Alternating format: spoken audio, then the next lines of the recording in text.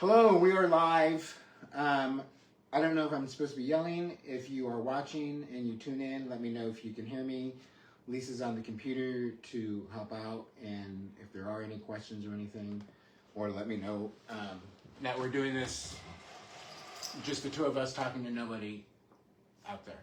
So the live is on there, so the questions will be up there. I'm sorry, what? The live is up there, so the questions will be on there. So I will.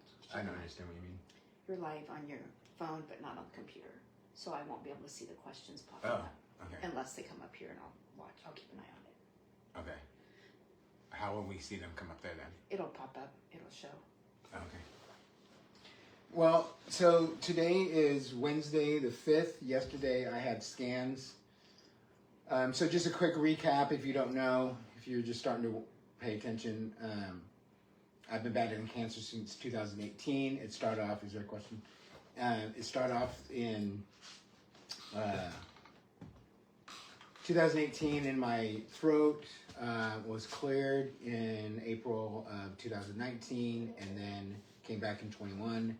Been going through all the different meds, getting down to the last couple ones that's available to me.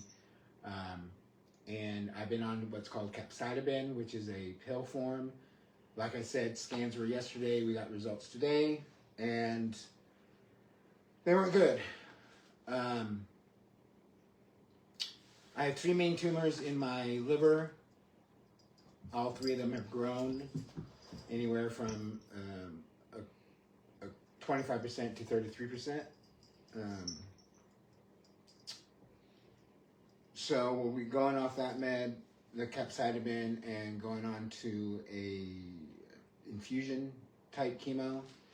And so yeah, that will be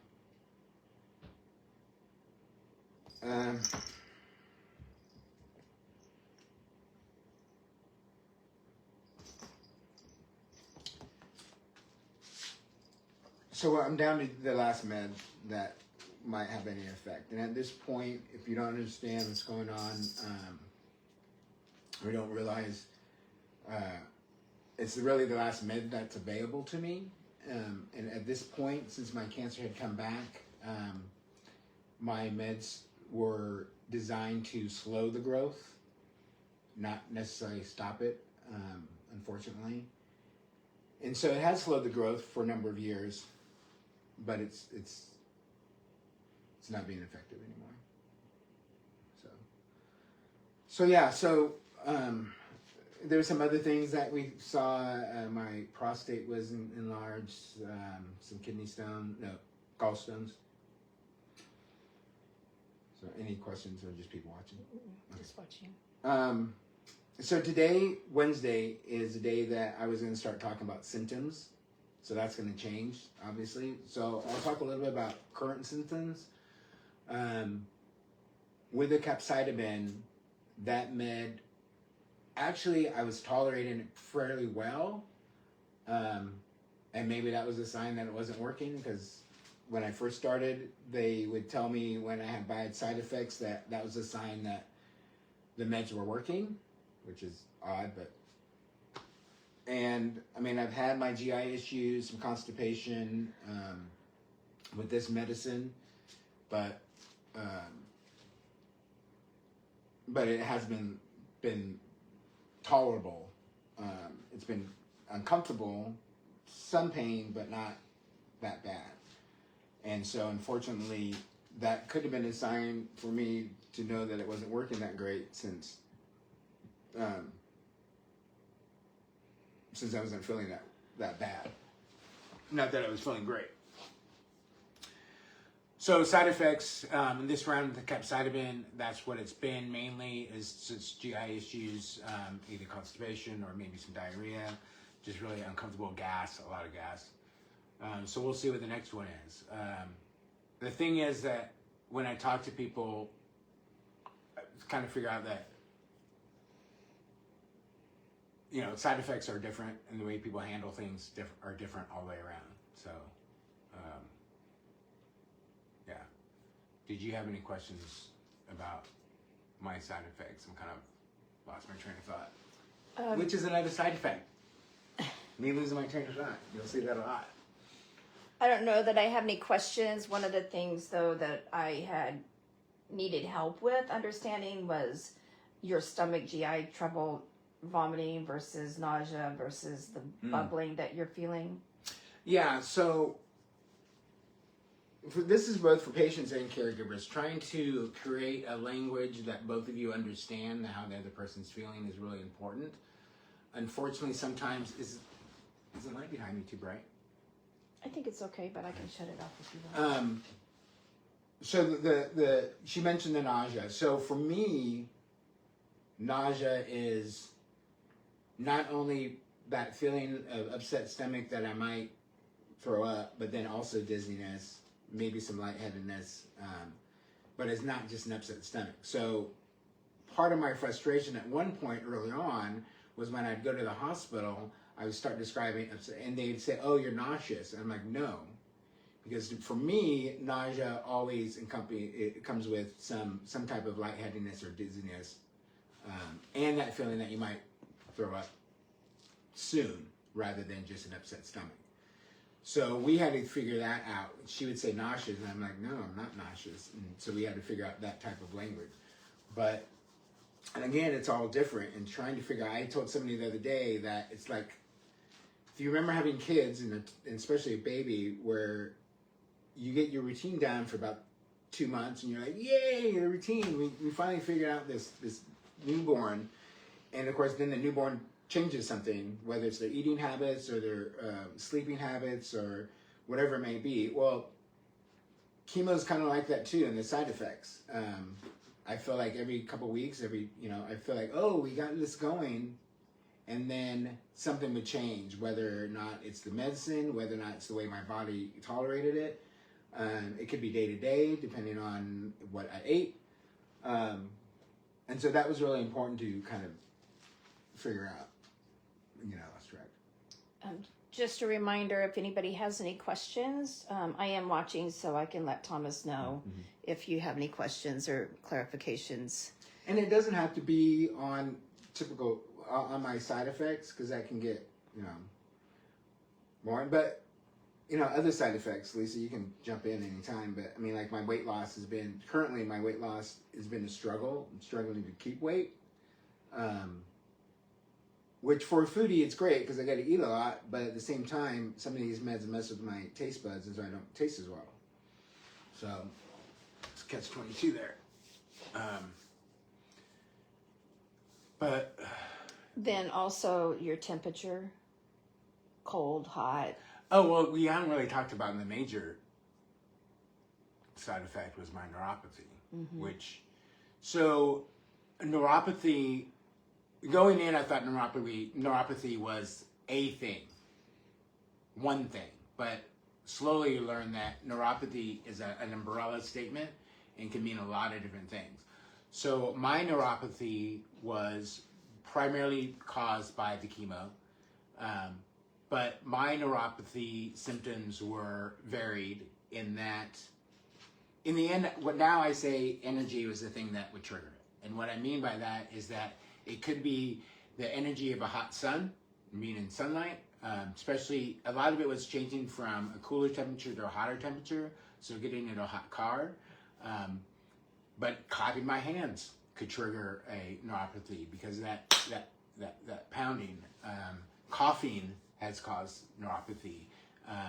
If I had a cold and I coughed a lot, that would cause neuropathy. And my neuropathy would be either, the way I would describe it is a couple different ways. Either having a steel wool sweater hot all through my torso, or having my hands or feet fall asleep, and that tingling feeling when you're trying to wake them up, that, but really hot.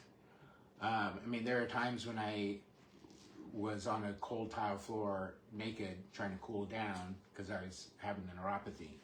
And so slowly we kind of figured it out, and actually, honestly, the thing that they put me on gabapentin, and that took the edge off a little. And if you can see that, that's the paper thin, little tiny. This leads into a funny story though. So my neuropathy was really, I went through an MRI. My doctor at one point thought something was, and I may have had something in my brain because it was presenting. Mine presented a lot in my torso, which was, I guess, not normal. And so my first day at Echo and Rig, and I don't know if anybody from Echo and Rig is watching this, but my first day in Echo and Rig, the night before, I was like, I need to make sure I get some sleep. This is a steakhouse in Sacramento, and it was my first full-time job in quite a while, so I'm stoked for it. Great restaurant. And so the day before, I'm like, I really need to make sure I get some sleep. So I've been taking CBD, and so I took a good dose to make sure I got some sleep, and I did. But then the next day I go to work, and I don't have any neuropathy. And so I think, oh, it must be the tincture that I was using. And so the next day I purposely take some before I go to work, which was a mistake. No, I'm sorry. It was the first day I took some. Anyway, the first day I took some that morning and go to work, and it worked. I didn't have any neuropathy, but I was extremely stoned. And for the first part of the day, when my boss or the other managers were telling me stuff, and I was just nodding my head into my mind, I was thinking, I really hope I can retain this. So that all being said, the next day I tear down, and I figured out a dosage that I could microdose throughout the day and not have neuropathy. And actually it got to a point where I was microdosing maybe every couple days, because that's how well it worked. And so for me, the CBD and all that really helped my side effects. That was for me. This is not scientific. That really helps maintain, and I was really able to manage that. And I use a lot now too, RSO and different things to help maintain and that comfort. Because I really didn't want to go to the route of a lot of heavy drugs and stuff. Because the first time round was really rough.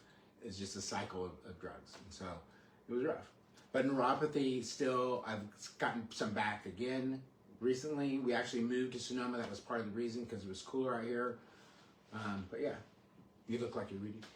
So Dee says no questions right now. He's one of my sisters. Just wanted to say that your nephews and I love you so very much, and cancer fucking sucks. Yes, it does. And I love you too, and I hope you make it out to Michigan. Or Seattle, because still got one up there.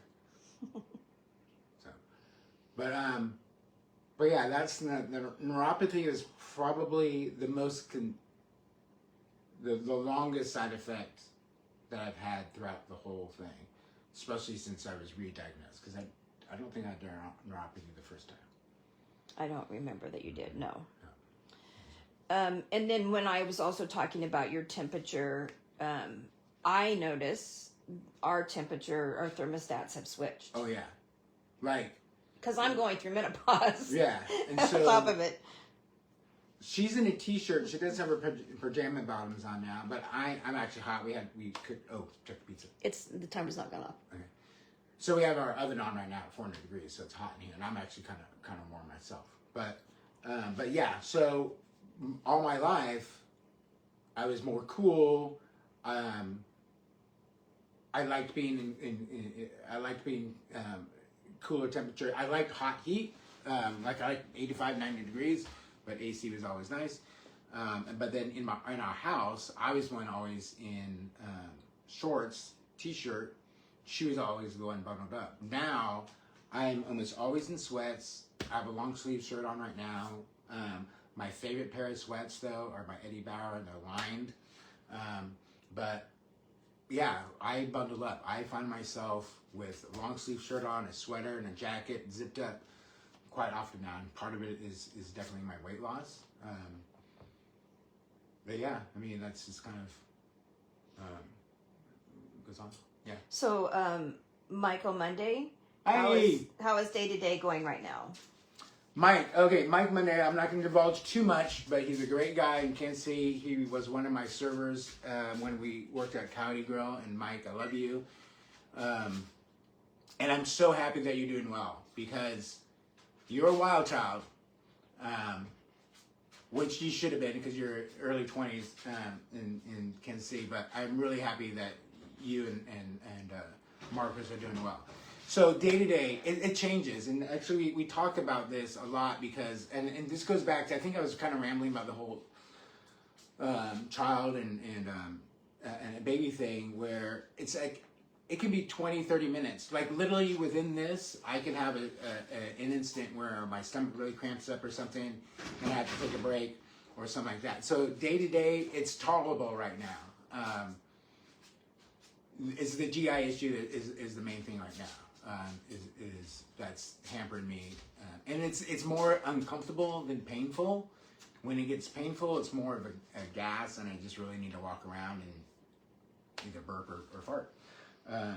But that's kind of the day-to-day where I'm at, and I don't want to make it sound like it's harder or worse than it is.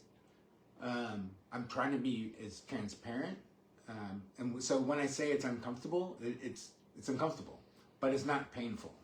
And I think there's a difference there.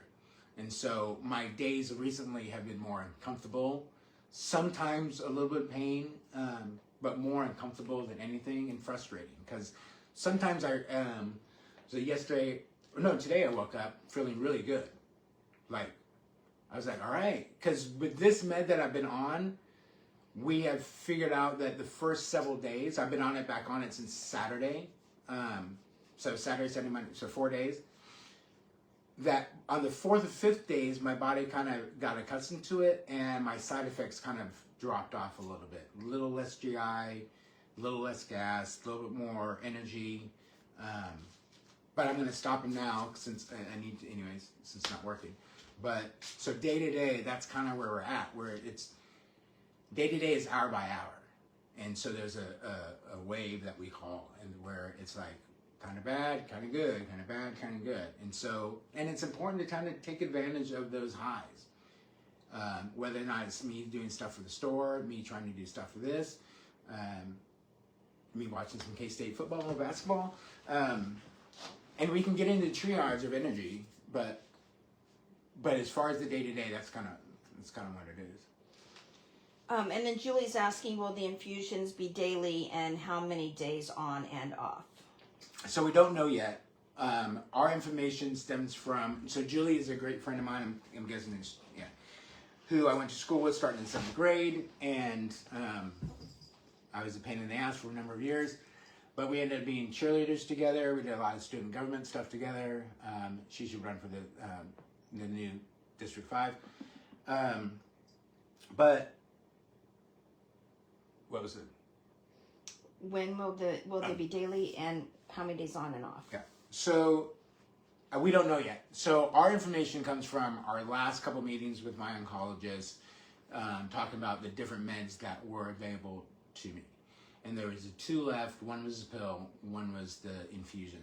And that was all the information for the most part that I remember receiving. It probably won't be daily. Most chemo infusions aren't, or at least the ones I've been involved with. It'll probably be every couple weeks.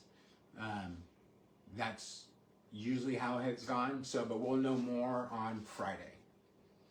So, And then, and what? Was there something else? No. And then the current treatment that you're on and the upcoming treatment was treatment discovered because you had a specific test. Yes, that was part of it. So thank you. So they tested the DNA of my cancer.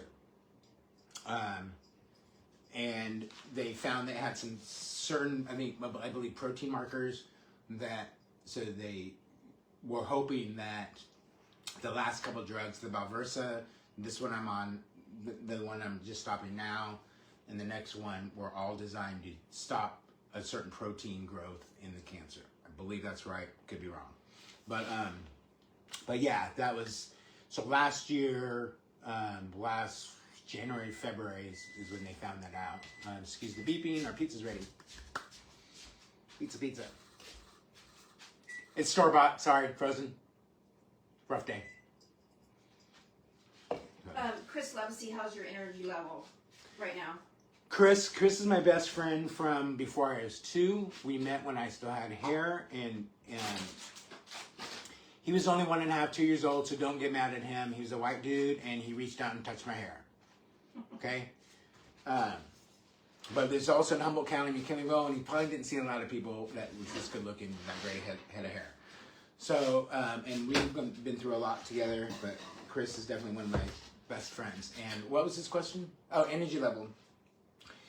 Energy level's fairly good. It drops off. Again, there's the wave where I could be, so my energy in the mornings are the best times.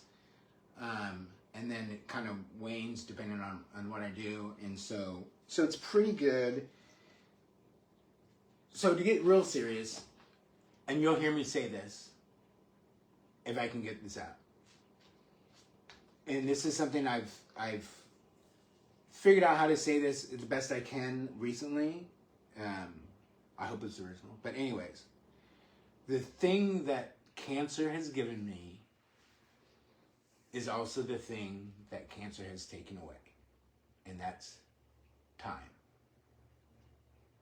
And what I mean by that is, well, one's the obvious, you know? But it's also given me time. And it's given me time in the sense that I have the ability, or a heightened ability, to triage and spend my time and energy on people and things that I really want to do. And I don't feel guilty when I say no. At all. And I think that's something that I wish I would have learned a long time ago. And not to spend time and energy on things that we really don't want to do. Or people that we don't want to deal with.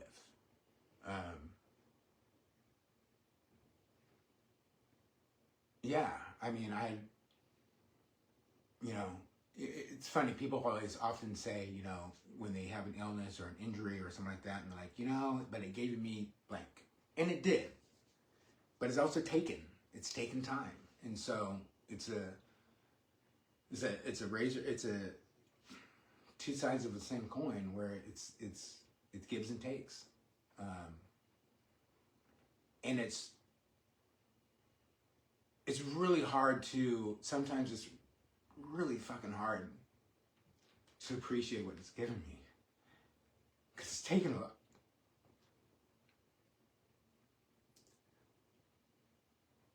So energy, and I tell this to my friends and to anybody watching now, your energy is yours to give. And I hope that you take the time to figure out and think about where you give your energy to, and why, and really focus. And to me, it would have been amazing if I would have figured this out earlier. And I'm not saying I have regrets, but I may have put more time into certain things. One of my daughters, Jade, asked at one point something to the effect of, what did I wish I would have taken more time, I think, to take in, or to pause and to reflect and to enjoy. And there's going to be a lot of those things. But I think that in itself, that question, has given me a lot of pause. And it's given me a lot of opportunities to think about certain things in my life, like running Kansas State onto the football field. 50,000 people. And I kind of wish I would have taken that in. Amy Button Rents, if you ever watch and you can make it happen, I would do it again. But, little things, though. I mean, of course, birth of children and stuff like that, but sometimes it's a little thing. Sometimes it's, one of the things I think about a lot is my first time I got cancer, and I was really sick, radiation, chemo, and my oldest granddaughter sometimes would come in and just sit with me. She wouldn't say anything. We'd sit and watch TV. She might draw. I might just sleep. And, even though I was sick at that time, I do look back fondly, but I still wish sometimes I could really appreciate what she was giving me. In that first round, those kids saved my life several times. So Trina says, Trina, another Just Trina. love If you have pictures of us in London, she's not in this picture, and neither am I. It's just a bunch of girls I met in London. Trina and I cheered together, and we're all stars for ECA, and ended up traveling to London and performing in the All-Star Parade there, and then I ended up performing going there several other times as a chaperone. But what was Trina's question? she said, I love you. Well, Trina, I love you. And I don't know if I'm sure your mom told you, but she visited a couple weeks ago, and it was great. Trina's mom was our cheerleading coach my senior year. But yeah, Trina and I go back, way back, and have some great memories together. Her and Julie right now are the rock stars that teach our children. Julie's a superintendent, and Trina's a teacher. My parents are both educators, so yeah, educators should be revered. So Al, we need to talk. I'm sorry, but you need to get off some of your wine. I need to get you out here, drink some real good zins. I love you, but sometimes I'm like, dude, I need to get you some good wine. So he is saying I'm eating Vietnamese spring rolls, really, and thinking about you. Okay, Vietnamese spring rolls. Chenin Blanc, maybe Viognier, definitely champagne. Secondly, with so much talk about treatment, I don't want to talk about the symptoms, but want to know what you consider now a good day, specifically what you enjoy now on a daily basis that you may have taken granted before you got cancer. Who's this one? That's Al. Al. That's great. Say that again now. About your symptoms. What is a good day? Not your symptoms, but what do you see as a good day today that you may have taken granted before? I drive slower now for the most part. And I say that because I live in an area of the world where daily I get to enjoy redwood trees, vineyards, the ocean, and a river. And so I drive slower now. And I have to drive slower now because Lisa's often in the passenger seat really enjoying the view. And I have to pay attention to the road. But that's one thing. So not a typical day, but a good day. So one of the things that Lisa and I enjoy, what we enjoy on Sunday fun day, is that we'll get up leisurely and oftentimes we'll go out to the Sonoma coast, stop at one of our favorite coffee shops, Gold Coast, and grab coffee, grab a pastry, drive down the coast, down to Bodega, maybe stop a couple times, check and see if there's some whales. During the summer, we drive back, head maybe into Sebastopol and go to the farmer's market or just one of our favorite bakeries. But so that's a good day. That's a good off day, I should say. So a good typical day, say a day that I work, the goal sometimes is for me to get up. If I'm feeling good, I go into work. Lisa comes in a little bit later because usually by the afternoon, I might be winding down. During the summer, I might be out wine tasting. Sorry, Al. But so my energy level typically is better in the mornings now. And that was a change. When I was in school, when I came back to K-State, I studied late at night, 2 o'clock in the morning, and I could still get up early too. But now my energy level is really good in the mornings, and then it tends to taper off. So a good day is that decent energy level, a day that I can really taste food, which has been coming back, and then just some GI issues, but not a lot. If I'm really good at my meds and I had switched them up and I was feeling pretty good about them, I do all right. But no, a typical day is just kind of a mild GI day, I guess you could say, a good energy day. And I had to think about it. Like, okay, so I'm going to talk a lot about Kansas State. So Saturday morning, Kansas State plays at 9 o'clock, which is great for me. Because energy level wise, I'll be good to go. However, that means that Lisa's going to be at the store more than likely. However, this weekend I might set up the TV at the store. But anyways, my point is that I would get up in the morning, but on Friday I would be thinking, okay, Saturday I want to make sure I have energy to watch 3-4 hours of K-State football, and then go in to the store and work the store. So I have to kind of manage that time and energy to make sure that I can do all those things. And it's different each time.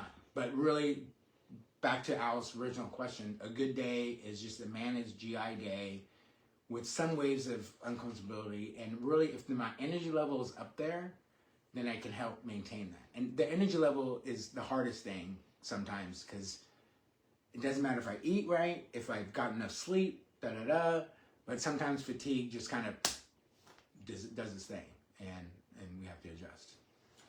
Chris Levacy, what's the cat's name? So this cat is, you can't see right now, is Bader. Yes, named after Ruth Bader Ginsburg. He's a boy, but what's in the name? And then this one here is Buttercup.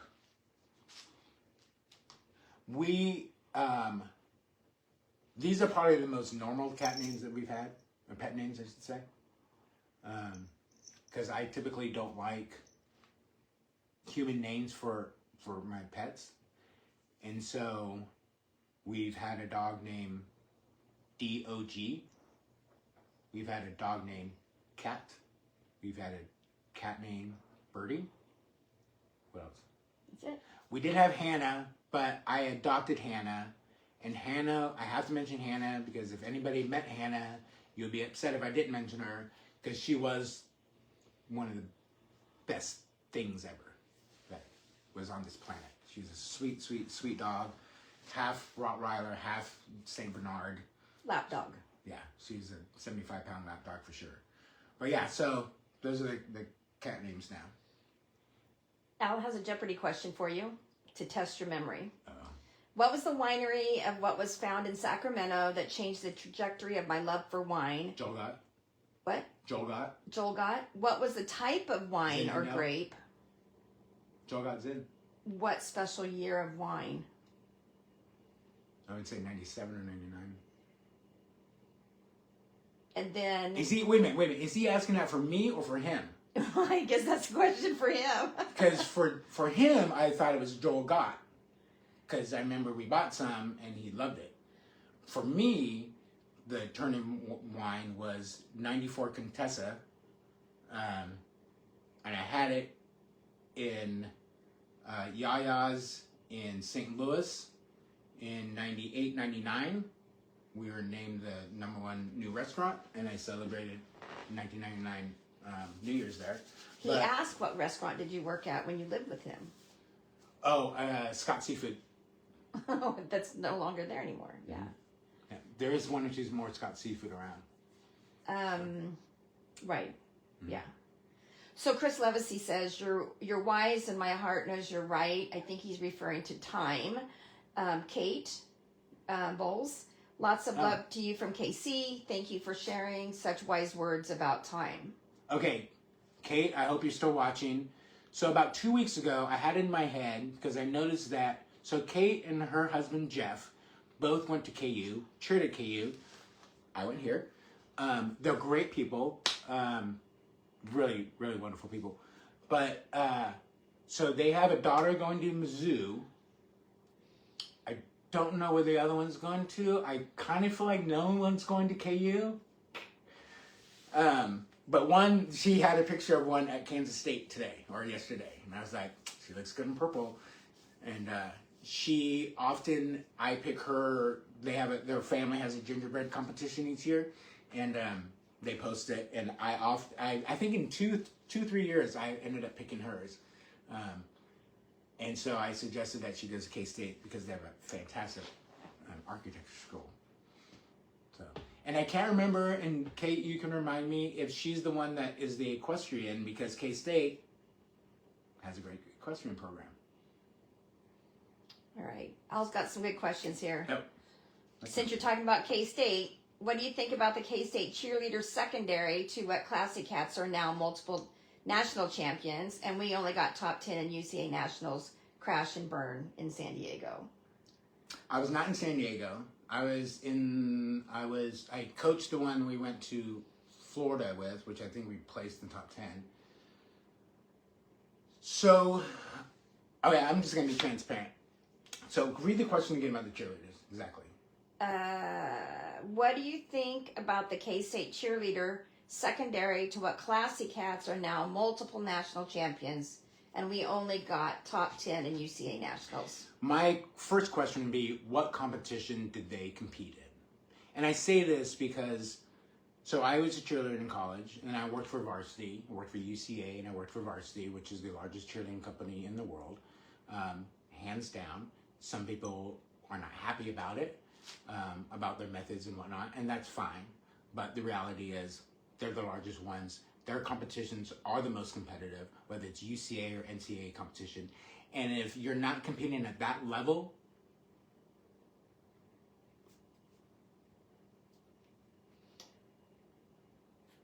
Al was at K-State last weekend with Texas Tech. He said not a great finish to the game, but lots of time with friends, specifically Arford. hey, Arford, another good guy. We'll be skiing with him again this season. Do you remember your call sign at Winter Park Sam Bushy road trip? Black Thunder. I've heard that one before. Multiple times. So I'm trying to remember. I don't know which game it was, but I believe it was in November. But the girls were flying back from your mom and dad's, and they saw. No, it was December. It was the crazy winter, the storm. They almost missed a flight. Yeah, and they ran into Heath and Arford on the plane. Yeah, on the same plane. From Denver to Kansas, I think. I remember it was Denver. Kate said... Heath, by the way, was my cheerleading coach at Kansas State, and then I was his assistant at Kansas State as well, and he's a fantastic person also. So Kate said, no one wants to go to KU, sadly. Caitlin loved K-State, and you do always love her houses. My youngest rides horses. My future Wildcat is a cheerleader. Great. Damian Hilton is who you need to contact, and he could help. I don't know if you guys know him or not, but Damian's a great guy. I can help get in contact, but he's a great coach. Very fundamental, very technique-oriented. He's placed, him and his wife have placed people on the cheer squad and dance team. His wife is Heidi, who has a dance studio in Manhattan. And her mom, I believe, founded the original Classic Cats at Kansas State, or was on the team, but I'm pretty sure she founded the team. Al says, your memory is still intact. Cancer may take your body, but not your mind. Love talking about memories, but specifically, he remembers Chocolate Thunder. Oh, you're right. He's right. It was not Black Thunder. It's Chocolate Thunder. Yep. Mm-hmm. So my memory is slipping. Mm-hmm. Yes. Mm-hmm. That was at Winter Park. And Al, I'm a food guy. I still remember I believe it was a raspberry blackberry boar ribs that it's still live in my memory. And I've had a lot of barbecue. I've lived in Kansas City, Memphis, St. Louis, been to Texas a lot. And those boar ribs are still set in my mind as some of the best things I've ever eaten. My hands down. It was really good. Yeah. And he says, Al says Heath is a dad now. I know. 2 years old, I think. He said 2 or 3, but he couldn't remember. Yeah. Yeah. Great looking kid. I need to meet him. They live down in Southern California in Ojai. But yeah, which is great. Not to talk about other people, but he's waited. He's older than me, and he has well, maybe not. I don't know. I think about it. But anyways, he started his family later in life, but I think he found the right. It sounds like he found the right person, and he's extremely happy. And he's going to be one hell of a dad. Like, we need Heaths in this world to be dads.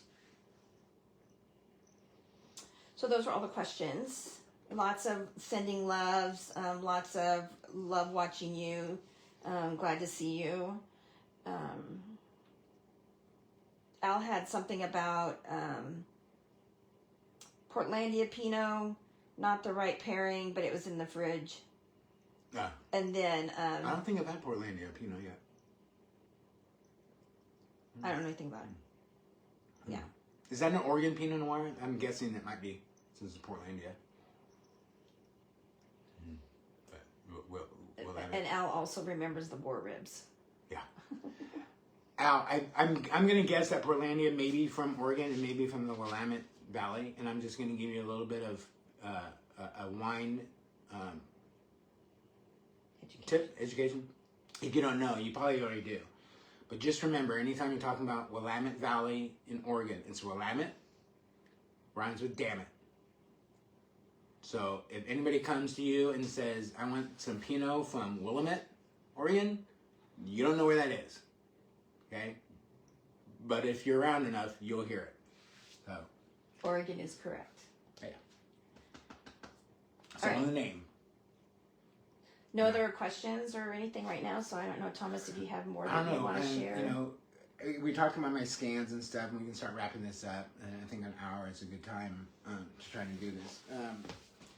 But no, we'll get back on. I'm trying to do. I'm not going to do live every night. I'm going to try to do some updates and specific ones each day. But please, if you have questions, and also about caregiving too. We didn't really talk a lot about that, and maybe we can wrap up the next 5-10 minutes about the caregiving side of it. And I really want to stress that side of it because I don't think that, I know there's groups out there, but I don't think that caregivers get as much attention or get as much assistance or support that they need. Yes, the patient needs support, and yes, there's yeah, we're both in difficult positions though. I can't fathom. So there's been 2 instances in the last 2 years where Lisa had to go to the hospital and she passed out completely. I've never really been around a lot of people that have passed out and fainted, but that look of her being completely gone was absolutely terrifying.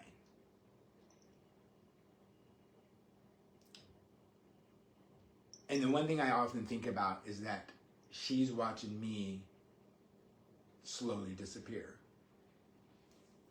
Whether it's my weight, whether it's my memory, whether it's just my personality and trying to hold on to that, which sometimes is really hard.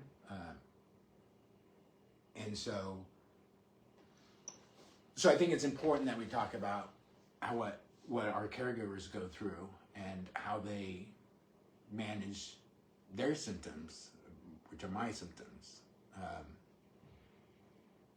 You know, a lot of people say you're brave, Thomas, and you're going through such a hard time, but I really want to stress that it's a partnership, and I'm lucky to have a partner in this.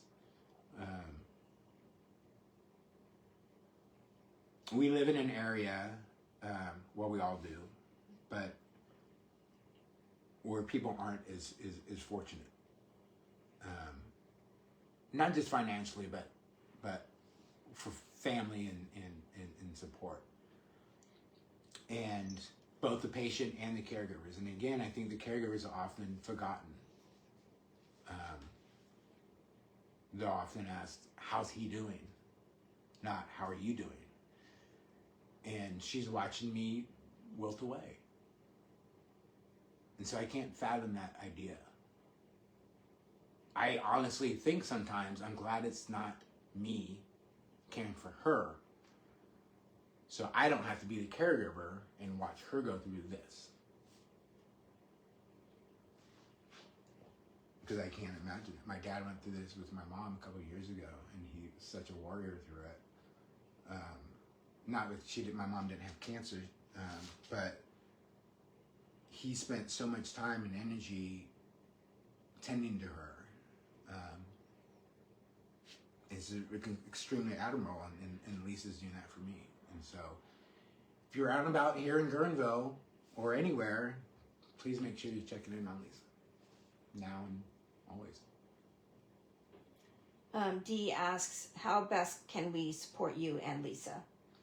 That's a very difficult question. I really like that question because a lot of people ask us that, and I'm glad it's my sister that's asking, because sometimes we don't know. Sis, if you won the lottery, I'd say send about a really nice RV and about $250,000, or any RV company, and we will tour the country for you and take pictures and stories of my last whatever time on life on Earth, and it'd be a really great story, Winnebago, or what's the, some of the other ones that we like. But what was I got off tangent. What can they do to help support us? So yeah, I mean, just check in, see how we're doing.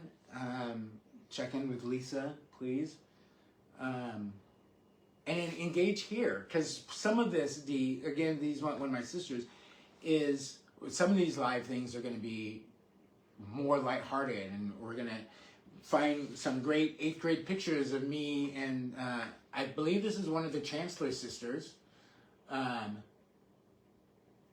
And we're dancing close enough that we didn't leave room for God. But yeah, I mean, I just want to go through this and go through some memories and whatnot, and hopefully some nice engagement. And I would say questions are good for you too. I would love questions. Questions about, especially if you knew any part of my life. Because that's the thing, is that, so Jeff and Kate Bowles, so I knew them in the early 90s through cheerleading, is where I first met them. And I actually ended up living with Jeff for about a month or so. But being able to talk about that, because again, this is part of this is not just to talk about my cancer, but then to share stories for my kids and grandkids so they can get to know me as well.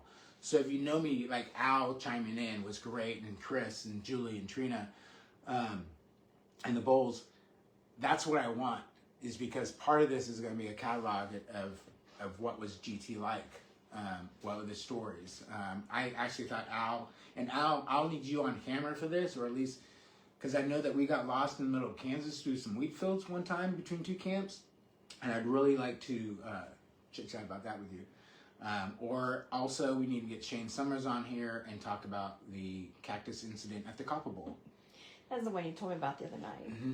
Al said that he thinks you should do live every week, that he feels like he's finally catching up, and time is important. That time is important that you share with us.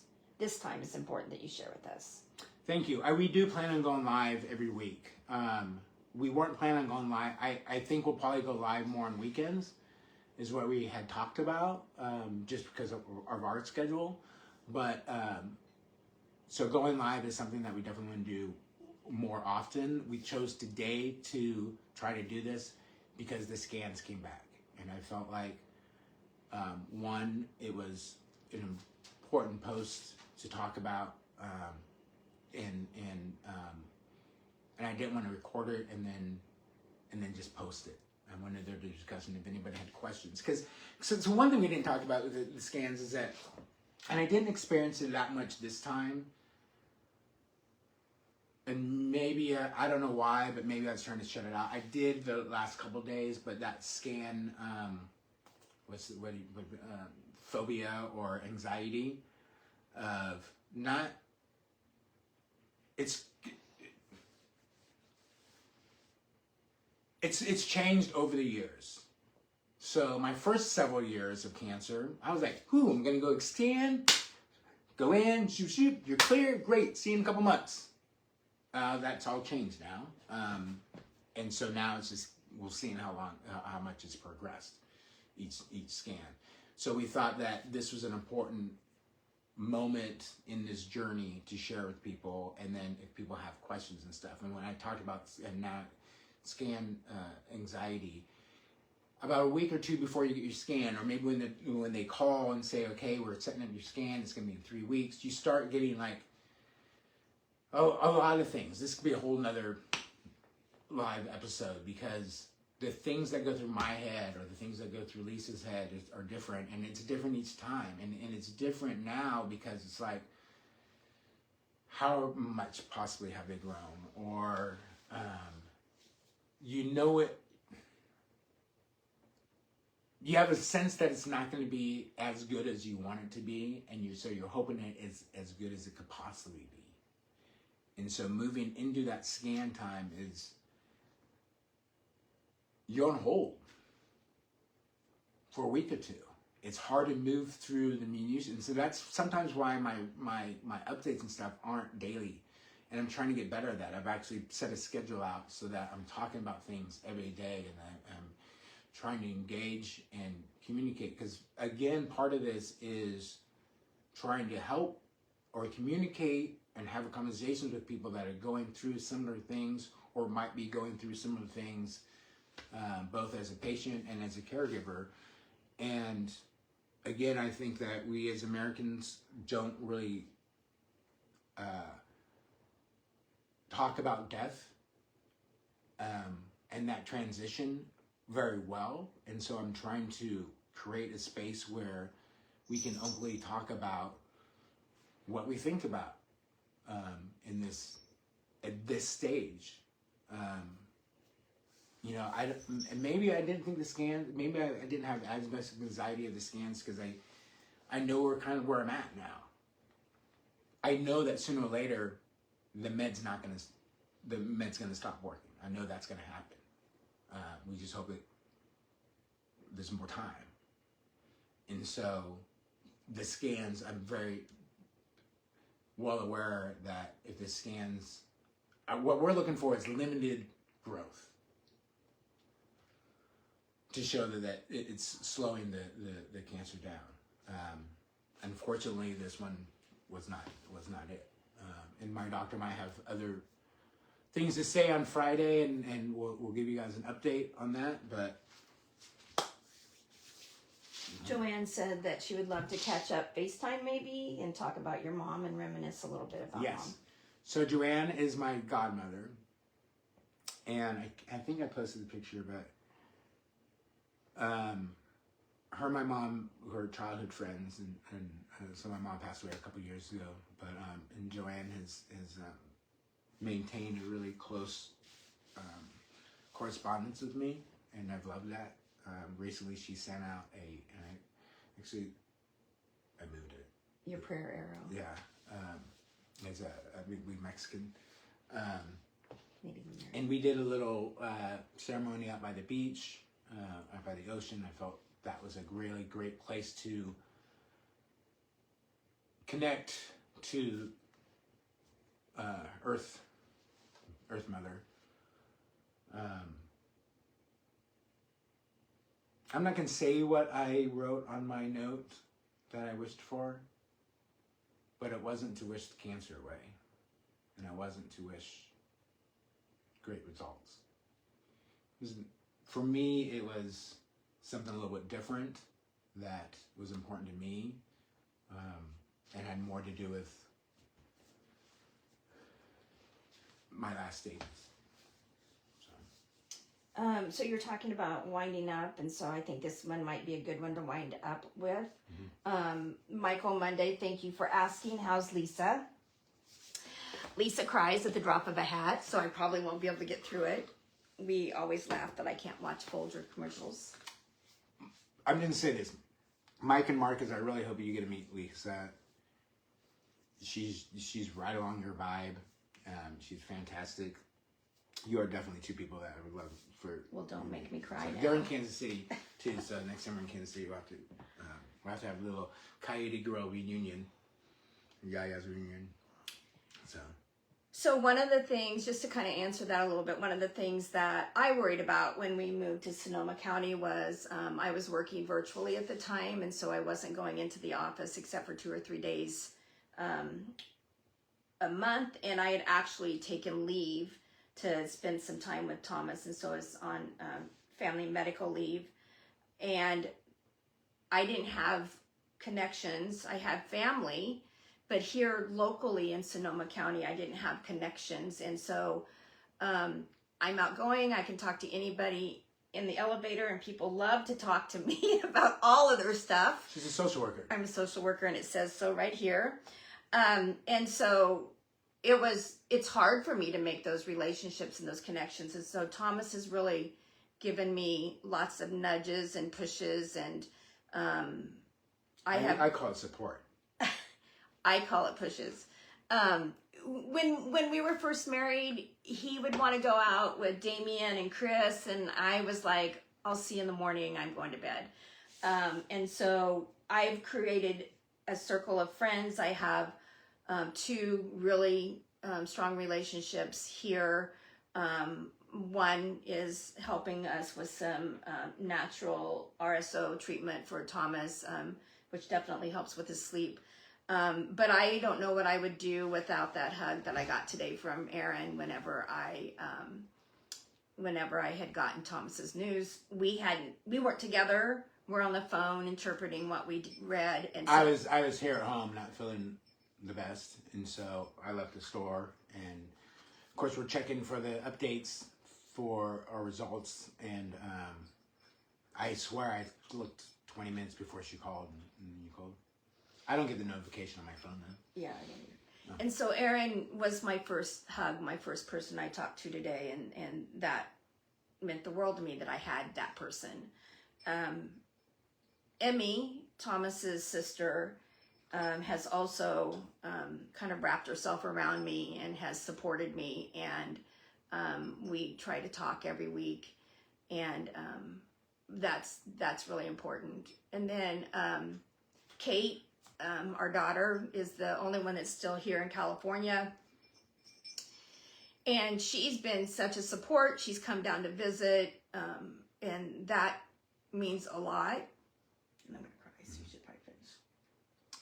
You said something about, oh shit, I wish I would have written it down. I think it's important, and thank you, Michael, for asking how Lisa's doing, and that's really important as far as asking how the caregivers are doing, and maybe, you know, people keep on asking what can you do and stuff. Engage.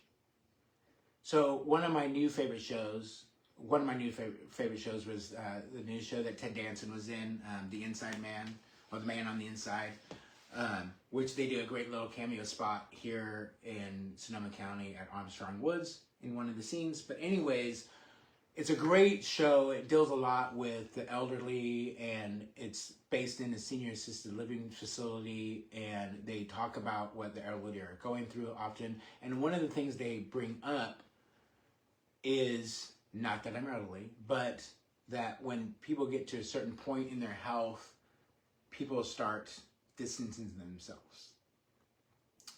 And maybe and again, I think it's partially because we don't deal with death very well, but people start to distance themselves. And I think both the person that is going through and other people start to distance themselves. So part of this is me trying to remain engaged with people.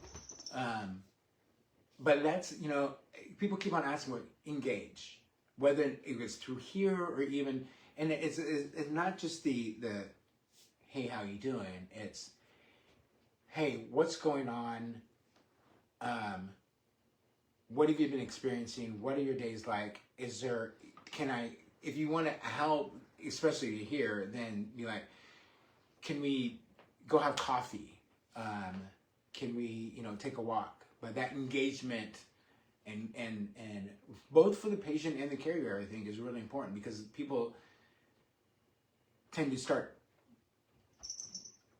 creating a distance. And I think partially it's because I don't want to burden my health problems on other people. And then other people, I think, sometimes don't know how to deal with people's health problems that are, especially in this late stage. And so engagement, I think, is really important. And making the phone call, writing the letter. Letters are things that you would write on paper, and then you'd put into an envelope and put a stamp on, and you'd put it, anyways. See, he's still here. So yeah, I mean, I think that's going to be my answer, at least for a while, is when people ask what they can do, I say engage. You know, take me to Hawaii and ask me questions. just one last thing, Taylor Everts, you guys are so amazing.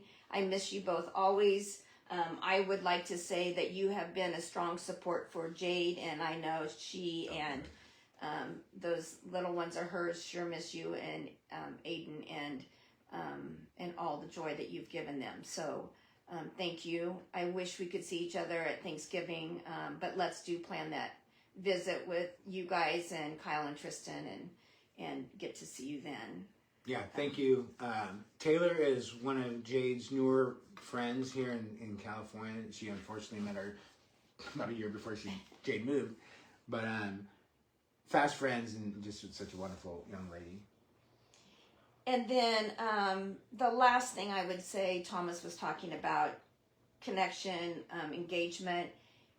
Anybody that's watching this on replay, please feel free to put questions in or comments in the messages. Reach out to Thomas directly. I want to thank those of you who have reached out to me directly, and just keep that connection going. And then Tiffany. Oh, hey Tiffany. So if you're watching the comments, Tiffany and I did Big Cats together. That's a whole nother thing. But basically, I walked on stilts for K-State games for 1 year. In 07, I think? Oh, wait, 07? 07, we went to the bowl game. But yeah, so yeah, I think this is a good time to stop. I appreciate all your comments and stuff, friends and family. And like you said, please, if you see this, or please share this. I don't want this to be just for the people that I know right now. I really want this to be something where when people are going through something like this, they have an outlet and they have people that they can engage with and talk with and find out answers. It's a very, very scary thing. And if you've ever gone through it, or if you're beginning to go through it and you have questions, then ask. And then finally, also, any feeling, if you are going through something like this, we have other friends that have family members that have some serious medical issues and stuff like that. But I would say that, I lost my train of thought. It was going to be really good too, really poignant. But You were talking about making sure that this continues on for other people. Yeah, I mean, talk. Whether or not it's through this medium, whether or not it's you asking me questions, whether or not it's you just talking to the other people that you're close to. If you're going through something like this, it's extremely difficult. There's no easy. This is not an easy journey by any means. And it doesn't matter what kind of cancer that they're going through. It's an emotional, frustrating, enlightening time. Yeah. So anyways, again, thank you for tuning in. Please share this, post this. Again, I want to engage with as many people as I possibly can. Because I still have questions too. I don't know what my next medicine is, and I don't know what to expect. And one of my questions, quite honestly, is what happens when there's no more meds? Like literally, like what do I plan for? What do we plan for?